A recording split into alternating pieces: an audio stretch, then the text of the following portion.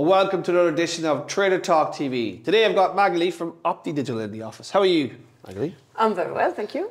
And today we're talking about dynamic floor pricing. Now, that might sound a bit dry for you viewers, but it's hugely important from a publisher perspective and a demand side perspective because there's a huge amount of inefficiencies that go on in the bidding process right now.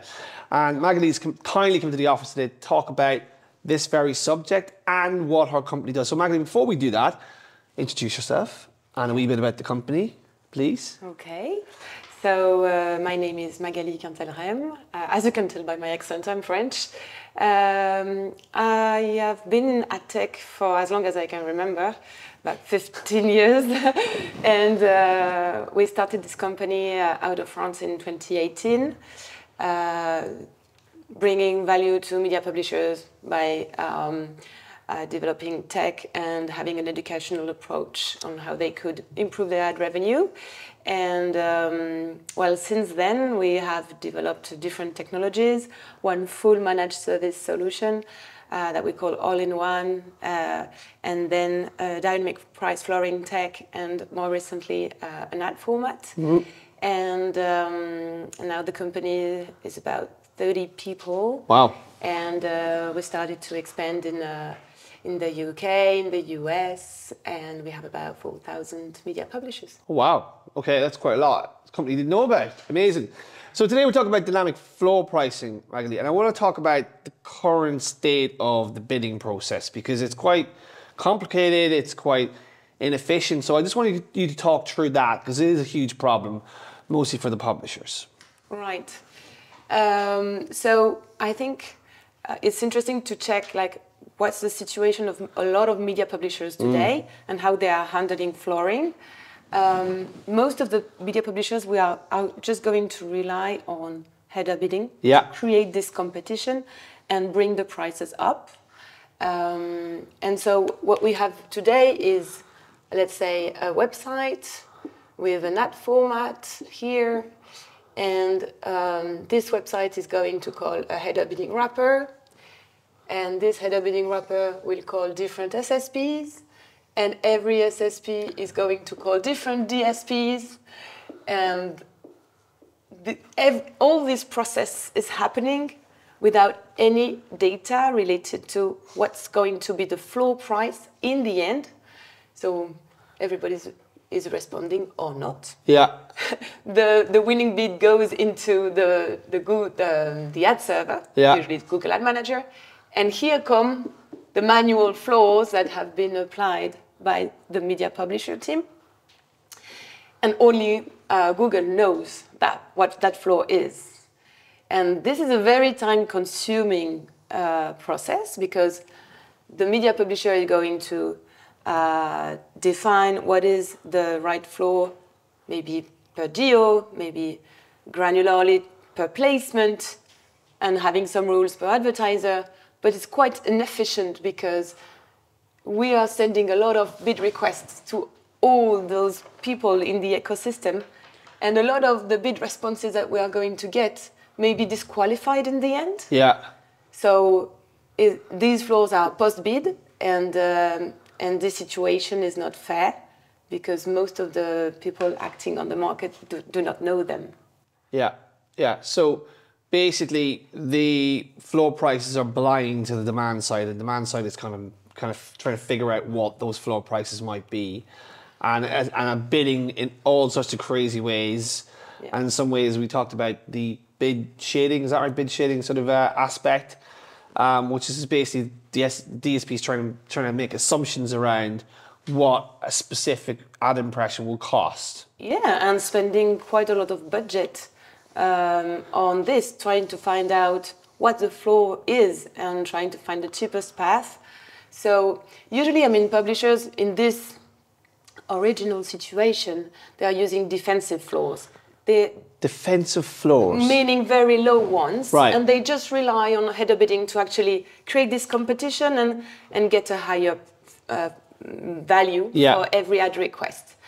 The problem is that those powerful technologies used by DSPs are actually making the CPMs getting lower and lower. Yeah. So it's very actually relevant to be able to predict the level of demand and what DSPs are ready to pay for every ad request and potentially increasing flows. But publishers, when they don't have a tool, they don't do it because there is a high risk of creating unfilled and having a counterproductive result of decreasing the revenue for the real estate.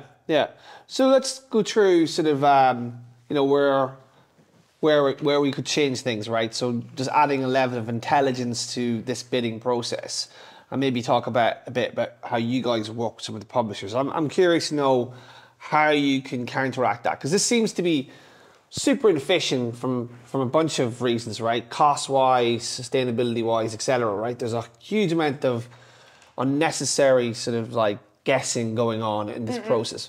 So I want to talk about, you know, the OptiDigital process and what it does, what its platform does, and how it works. And we can go into the detail about, and there's some cool detail around how you actually build these floors. So, but I want to talk about that first. I want to talk about the dynamic floor pricing piece and how it actually could improve this situation. Yes. So the way we do it, and absolutely every floor provider on the market will have a different methodology. In our case, our methodology consists in pulling some data from the ad server. Using the different key values and just aggregate data. We only work with aggregated data, and also capturing some relevant signals from the website. And these signals are, let's say, in 3 different families. I would say there are inventory signals, for example, on which media we are, on which ad placement, the viewability rate. So this is the first family. The second family is the demand or the seasonality. So obviously we are not applying the same floors in November than in January. This is something that is done already manually by a lot of publishers. But here we also do it depending on the day of the week, depending on the hour of the day. We know that there is more demand in the morning, and this level of demand tends to decrease during the afternoon and then go back. So you must adapt floors according to the time also. And depending on another family, which is what we call it the user value, which would be related more to the country, the browser, and many signals that are a bit our secret sauce. So you apply user value or user to specific sort of browser signals, etc. So assumptions maybe like if you're an Apple user, then you're a well-to-do sort of like consumer in a specific country. Then you can put 2 and 2 together and get 5 in terms of like the value of that user in terms of their salary and their spending power, etc. Yeah, so I mean, actually, it's funny because you're talking about assumptions. This is everything but assumptions. It's very based on artificial intelligence. Thanks to these signals, we are really predicting the flow that we must send per ad request.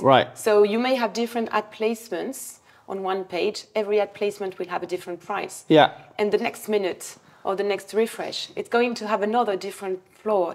So this is very important. For one domain, we may calculate millions of floors. Is the refresh also a factor there as well? Yes, it's how many times the page is refreshed? So the more times it's refreshed, it decreases basically, right? Okay. Yeah, that's quite logic because most of the campaigns, they reach a given frequency capping. Say 10, the demand tends to go down. Okay. So once we have predicted the flow that we want to apply for this specific ad request, we are going to enrich the bid request with this information. So you will have all the information that you have in a bid request usually, plus the floor. and it's sent to the SSPs. And some SSPs have a different way of using this information. Usually the highest floor would apply. And then they send this information to the DSP. And this is very valuable because they no longer have to guess like, okay, what's the level of floor? I have this information and I am going to send a response only if I have a bid which is over that floor. So it makes all the auction process more efficient, more fair as well, because all the SSPs have the same information than Google. And we also apply that floor here in Google Ad Manager, in the ad server. So they can optimize according to priority within the ad server. Yeah. Are these data points, are they applied in real time? Like, so a user value, someone comes into the page, you've got to figure out in a millisecond or so how you can, you know, apply that to the bid request. Yeah, so all these signals, they are only aggregated data. There is no personal data involved. It's calculated very fast and very high on page. So it's ready pre-bid before everybody is placing their auctions. The fact that it's so granular makes it very interesting because in some cases the technology is going to push the prices up because it detects, it predicts that there is a high level of demand for that specific user value, that specific ad request. So are you testing some of these prices, these price levels with DSPs as well? Yeah. There is like the technology works as a permanent A/B testing. Right. So every segment, every test that we do is split between a test group and a control group. So when we start, we capture signals, and then our AI will calculate flows and start sending flows to a little percentage of traffic for every segment. And depending on the results, so what we are doing is calculating what is the RPM, really, what is the revenue that we generate for 1,000 ad requests for the real estate, compare it to what is the RPM on the control group, where the existing UPRs of the publisher are applying. And if it's a success, then we get this information back. And this also comes as it is a reactive part of our model, which is taking into consideration whether we had a success or a failure. Right. And if we have a success, then okay, then it means that the strategy that was applied beforehand, would it be up or down, was successful. So the technology is going to keep testing and pushing the prices a bit higher. Right. So depending on the success of the revenue per page or per sort of 1,000 impressions, you're able to kind of apply that to the actual value or sorry, floor price of the ad impression cost.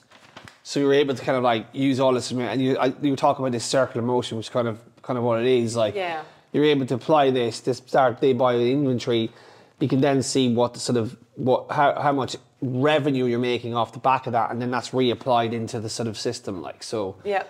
Okay. And and depending on many signals, well, the prices are going to be going up or down in real time, and this is saving a lot of time for the ad ops team, which used to be doing it manually. Which is crazy, really. Yeah. Yeah. And I think it's one of the essential tech that a media publisher must have now in their ad stack. Yeah. Just as header bidding wrapper was essential and became essential as of 2015. Yeah. Now I think a dynamic price flooring tech must be one of the essential pieces of an ad stack.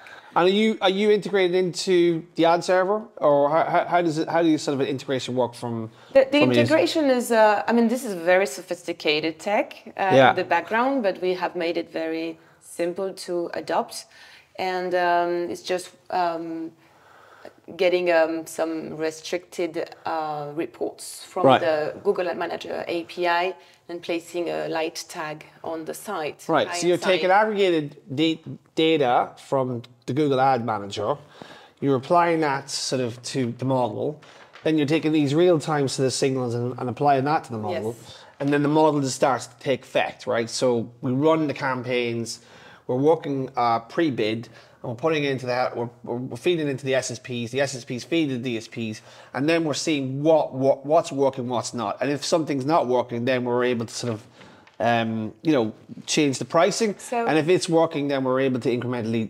increase. And then obviously that is all applied to the yield, right? You're not going to increase the price because that would kill the yield. You're sort of like working incrementally and just raising the price and getting the best price possible from the market. Yeah.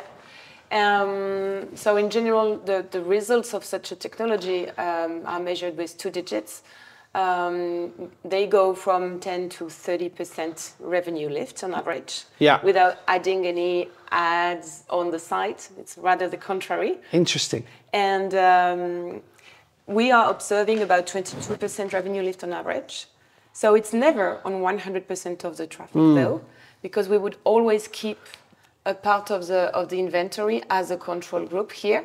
Right, so that's your control group. Yes, right. So this is key because it's our benchmark. And our tech is looking for one goal, which is maximizing the revenue for your real estate, revenue per ad request. And there is something specific about our technology OptiYield, is that it's mitigating the risk of losing revenue, because if at any point the flowing strategy is not the right one, and there is a risk of losing revenue instead of earning more, there is an auto-scale feature which is going to increase the percentage of traffic allocated to the floors, the dynamic floors, or reducing it if there is a risk of losing revenue.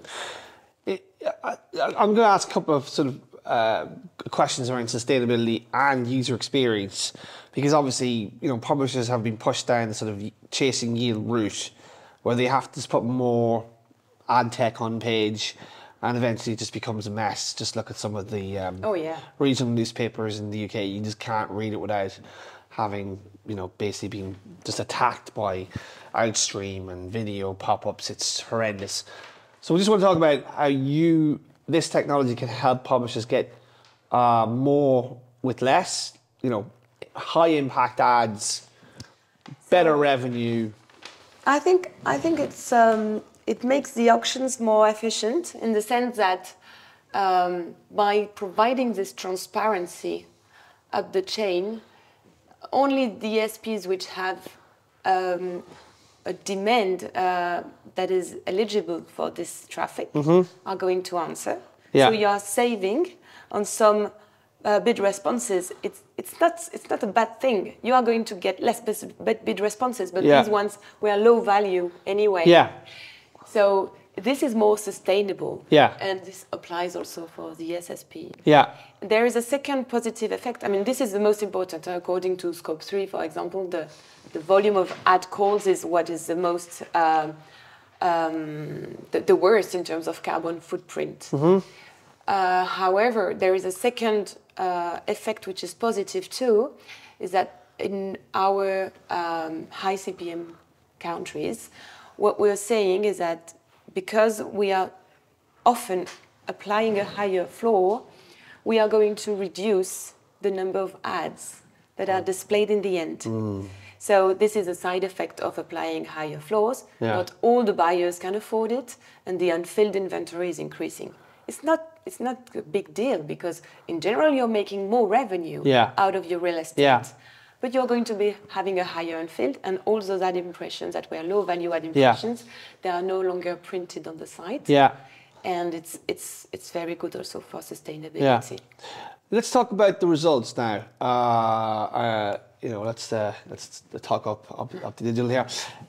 In terms of like the yield increase you're seeing, I believe display you're looking at 20% in some markets. So, and then video was 30%. So I want to talk about video, for instance, because I think that's probably where you're telling me the sweet spot is, because a lot of publishers are spending a lot of money on video now and resource. So how are you getting that 30% lift for video? What's the sort of, how is that possible? So the technology is compatible. I mean, you may have dynamic flooring from OptiDigital on display for desktop and mobile web, for AMP, and for video. Yeah. And for video, it's very interesting because what we're seeing is that the technology has maybe more margin to play with. Yeah. Because buyers are ready to pay a higher price. Right. So the revenue lift that we are observing is about 30%, which is massive. It's huge. I don't know many tech that can bring this kind of revenue lift today on the market. Yeah. Yeah, yeah. And you see you're working with 4,000 publishers, is that right? Is that what you said before? And are they using this technology or is it just... So it's not necessarily. I mean, I'd say about 1,000 of them are using this technology. Yeah. And then we also have publishers which are using our social light format via Prebid, and other publishers which are using our all-in-one stack. But usually in the all-in-one stack, there is this flooring piece enabled. And finally, foundational tech for publishers. You mentioned it a few minutes ago. This should be a go-to for publishers in terms of just putting in their stack, because so much programmatic demand is coming in day to day via SSPs, header bidding, etc. So I think, I mean, for me, it's one of the fundamental technologies that they must have, especially if they have large audiences which are monetized in programmatic. Yeah. It is very, very important. It's saving a lot of time from your ad ops, so they may do something more interesting. Mm-hmm. It's more sustainable. It's generating a significant revenue lift. Mm-hmm. So I think it's also very good in terms of ecosystem, because you are going to display less impressions with a higher value. You are going to see nicer brands displaying on your site, which is important for the user experience today. So yeah, I think in terms of revenue, I can give you this example of a telco we're working with. It's largest telco in France, and they have a webmail. Is it Orange? Yeah. And they have this webmail, and on the webmail, well, you have a specific user behavior because the session is very long. Yeah. So the longer the session, the more refreshes you get. Yeah. And the more refreshes you get, the less demand you have. So in this specific audience, we may have uplifts that are reaching plus 26%, which is very significant. Brilliant. Well, we'll finish on that note, because that was a good note to finish on. Thank you for the run through. Fascinating stuff, and I'm sure most publishers will be reaching out to talk to you soon. And that was Trader Talk TV, and we will see you next time.